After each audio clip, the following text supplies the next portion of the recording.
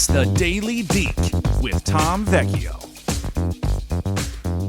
What's going on, and welcome to the Daily Deke. We have a 4-game NHL slate tonight. It starts at 7 o'clock. As always, this is one of the many shows on the FanDuel Podcast Network. You can find that anywhere, whether it's iTunes, SoundCloud, Stitcher, Google Play. Make sure to give it a like, follow, or subscribe.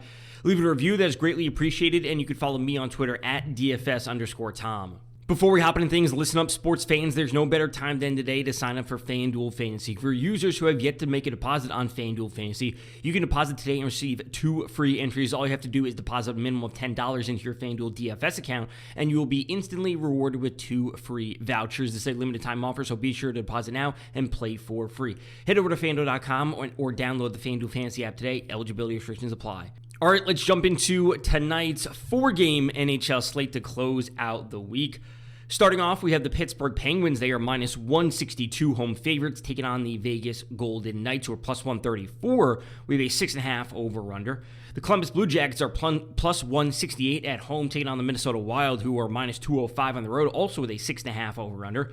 The New York Islanders are minus 122 at home, taking on the Winnipeg Jets, who are plus 102. With a 6.5 over-under. And then we have the Vancouver Canucks, minus 114 home favorites, hosting the Washington Capitals, who are minus 105 with a 6 over-under. So only one team, Minnesota, that's truly a heavy favorite. We have all games that are 6 or 6.5 over-unders. It's a small 4-game slate, but it's rather interesting in terms of what we should be seeing when it comes to potential scoring. Let's hop into the goalies. For the Blue Jackets, they should be having Elvis Merzlikins in net. For the Wild, they played last night in Detroit. They had Cam Talbot in net, so they should be having Kaapo Kähkönen in net. We should be seeing Tristan Jarry for the Penguins. The Vegas Golden Knights played last night in Buffalo. They had Laurent Brossoit in net last night, so it should be Robin Lehner tonight. Connor Hellebuyck is confirmed for the Winnipeg Jets. The Islanders are also on the second night of a back-to-back. They had Sorokin in net last night, so it should be Semyon Varlamov tonight. Should be Thatcher Demko for the Canucks, and should be Ilya Samsonov for the Capitals. Since all 4 games have over-under sitting at 6 or higher, I think we're in a spot where, I want to say borderline. All 8 teams are going to be in play tonight, and I think we're going to see a lot of offense. Again, like I said, it's a small 4-game slate, but the offense is looking pretty good for all 8 of these teams. Let's start off with the Minnesota Wild versus the Columbus Blue Jackets. We saw the Wild put up plenty of goals last night against the Detroit Red Wings. Surprise, surprise. We saw the Blue Jackets give up a ton of goals last night. Also, not a surprise, going up against the New York Islanders. This matchup is a 6.5 over-under. It's a great offense for the Minnesota Wild, piled with a very, very mediocre defense for them.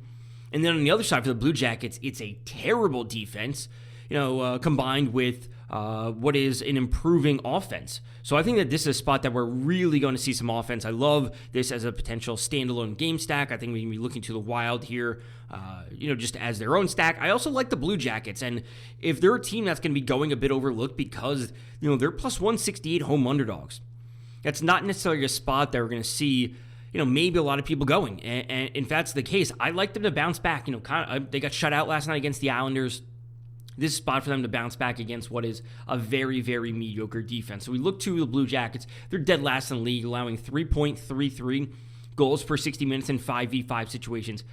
Last in the league. We look to Minnesota, and right now they're allowing 2.60 goals, which is 14th in the league. So it's 2 teams in the bottom half of the league for the most goals allowed. We look to the Minnesota offense, and they are scoring 3.29 goals in the same situations, which is the second best in the league. And as I've said before about Columbus, they've been improving steadily over the past few weeks, and we now see them as the 9th best team in the league, sitting at 2.75 goals scored per 60 minutes in 5v5 situations. So it's 2 teams in the bottom half of the league for defense and 2 teams in the top 10 of the league. So this really does set up for a game stack. And again, the Blue Jackets they're the largest underdog on the entire slate. The Vegas Golden Knights are plus 134 on the road. The Jets are only plus 102. And the Capitals are minus 105 road underdogs. So the Blue Jackets are the largest underdogs on the slate. If everyone's not going to be looking directly to them, I think that this is a spot that we really, really want to be going. Listen, if the Wild are giving up 4-5 goals to the Red Wings last night, whatever it was.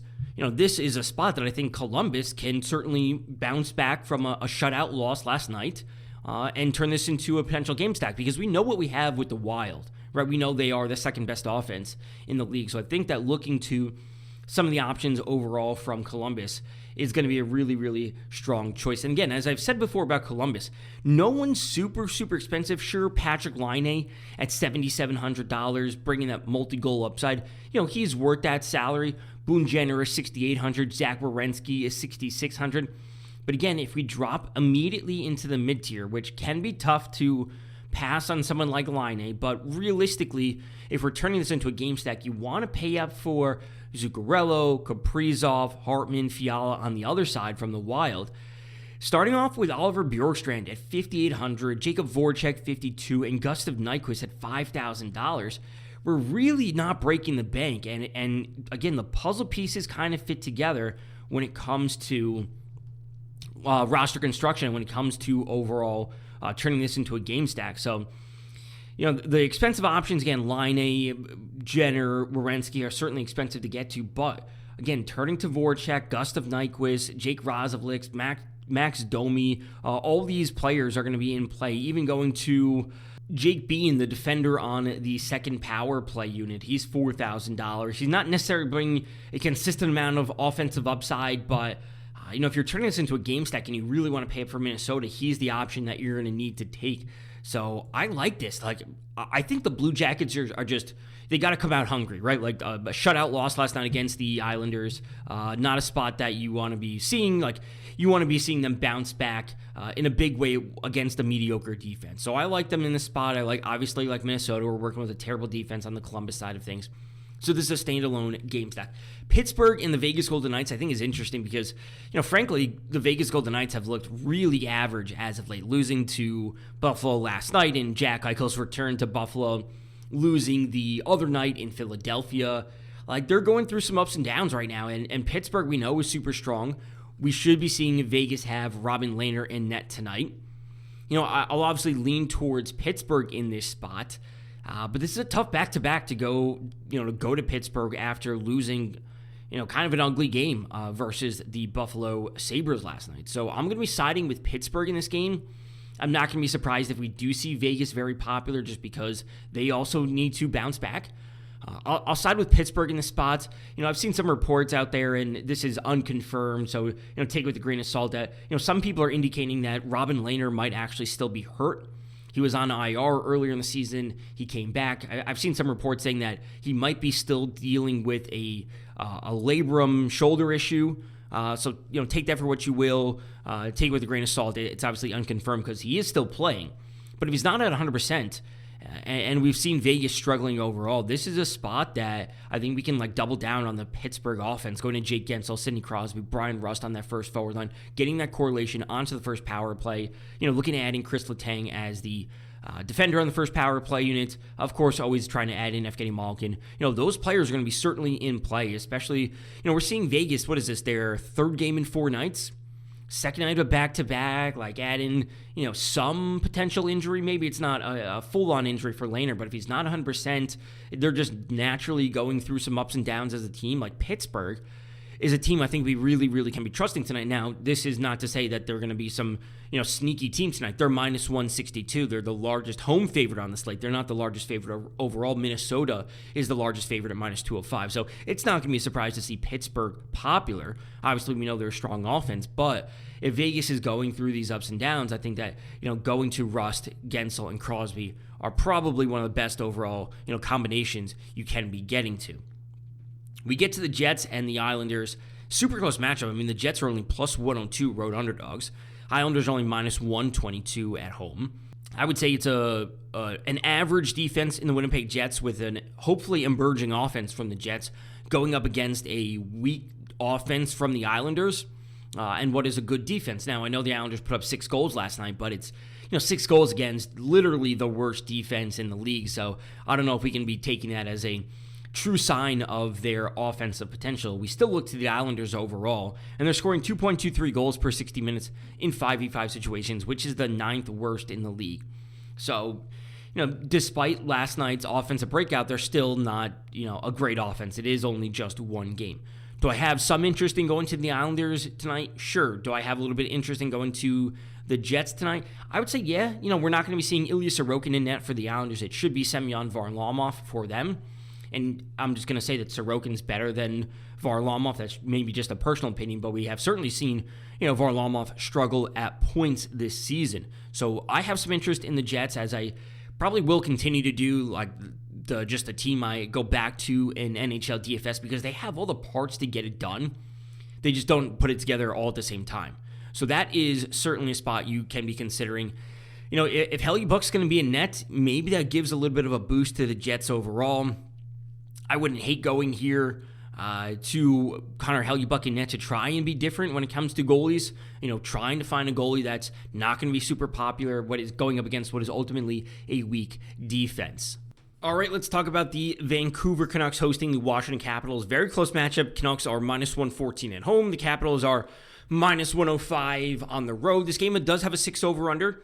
I think that this is a matchup I might say, I don't want to say I like it more than Minnesota and Columbus. I like it for different reasons.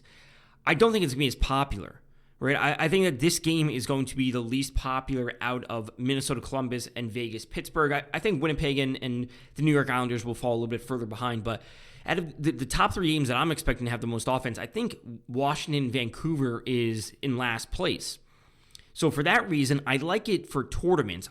I do think Minnesota and Columbus is obviously fantastic. Spent, some time on that game and, gave you my reasons for why I like that. But I also really like this matchup. So one of the things I want to look at is Washington's defense and how it's performing right now. And, taking smaller sample sizes is obviously, an interesting topic of its own. But, some of these teams in the NHL, we always see them. They go through like trends and they go through like waves where sometimes they're on the upswing, sometimes they're on the downswing. You want to look at them overall in the season, but you also want to look at them recently. So overall in the season, we look to the Washington Capitals on defense, and they're only allowing 2.20 goals per 60 minutes in 5v5 situations. That's the 7th best in the league. So overall, they are a strong team, but recently, and if we, account for just the past 3 weeks, sometimes is what I look at the past 2 weeks, the past 3 weeks, looking at a 1 week sample size is only realistically like 3 games, maybe 4 games. So I try and expand it to 2 week sample size, 3 week sample size. So since February 18th, last 3 weeks, the Washington Capitals are giving up 2.91 goals per 60 minutes in 5v5 situations. So going from 2.20 to 2.91. That's a pretty substantial drop-off in terms of their defense. So recently, they've been struggling a lot. And on the other side, for the Vancouver Canucks, the story is exactly the same. While for the course of the entire season, the Canucks are allowing 2.09 goals per 60 minutes in 5v5 situations. That's tied for the best in the league. Number 1 in the league in 5v5 situations for the fewest goals allowed, but also over that same time frame, the past 3 weeks since February 18th, the Canucks are the 5th worst team in the league, allowing 3.48 goals. So from 2.09 to 3.48, basically a goal and a half worse. So both teams are, I want to say really good on defense if we look at the course of the entire season. But currently, in this recent trend, they're both struggling. They're both really, really struggling. Not to mention the fact that if we look to goals scored for the Vancouver Canucks, it's much of the same, where 2.20 goals is what the Canucks are scoring for the entire season, which is the 5th worst in the league. But again, accounting for this same time frame, they're scoring 3.48. Their goals and their goals against have both picked up. That 3.48 goals scored puts them as the 4th best team in the league in terms of offense. So yes, their defense has taken a big step back, but their offense has also taken a big step forward. The Capitals' offense is kind of the same thing. They've been strong for most of the season. We don't really need to worry about their offensive potential. So this is why I kind of like this game. Very clear when it comes to Columbus and Minnesota. Awesome offense, very mediocre defense versus a terrible defense. And, Columbus, their offense has improved. Now we're looking at what is looked at as a quote-unquote strong defense for Vancouver and Washington, but they've both taken a step back on defense, while Vancouver, more importantly, has kind of leapt forward in terms of their offense. So all things considered, if this game is going to be the one that's going slightly overlooked in terms of a game stack, this is where we want to be going because it'll just won't be as popular in tournaments. So the Capital side of things, they got TJ Oshie back healthy, which is good to see. They got Anthony Mantha back, so they're kind of getting a little bit healthier. So their offense is just a little bit more dangerous. They have a few more options to go to. They're getting some consistent depth scoring out of Connor Sheary, Tom Wilson. So they have just a few more options we can be going to on offense, which is obviously a good thing. It gives us more of a diversity because for the Capitals, as I said before, before they had Mantha and Oshie back, it was kind of like you spend up for Ovechkin, Kuznetsov, Backstrom, John Carlson, or you kind of don't go to them. But now with Wilson at 58, Oshie at 54, Sheary at 48, and Mantha at 46, like they are a solid kind of value-ish stack, mid-tier stack. And the Canucks on the other side are also the same thing, where we know paying up for JT Miller and Brock Besser and Bo Horvat is obviously an awesome combination, but also looking to some of their depth options, which are starting to contribute a little bit more with Connor Garland and Tanner Pearson and even Tyler Mott and Vasily Podkolzin. They are getting some decent depth scoring now, which again turns this into a solid game stack. So again, both defenses have taken big steps back. The offense for the Vancouver Canucks has taken a big step forward, and that's what we need to see when turning this into a game stack, because we know the Capitals can put up scoring, but it's can their opponent keep up with them. So I'm liking all the games on tonight's slate for different reasons. We want to be starting off with Minnesota Columbus, certainly going to Washington and Vancouver, but don't forget about Pittsburgh and Vegas. All right, so that does it for today's podcast. As always, can be found on iTunes, SoundCloud, Stitcher, Google Play. Make sure to give it a like, follow, or subscribe. You can follow me on Twitter at DFS_Tom. Until next time, good luck in your contest.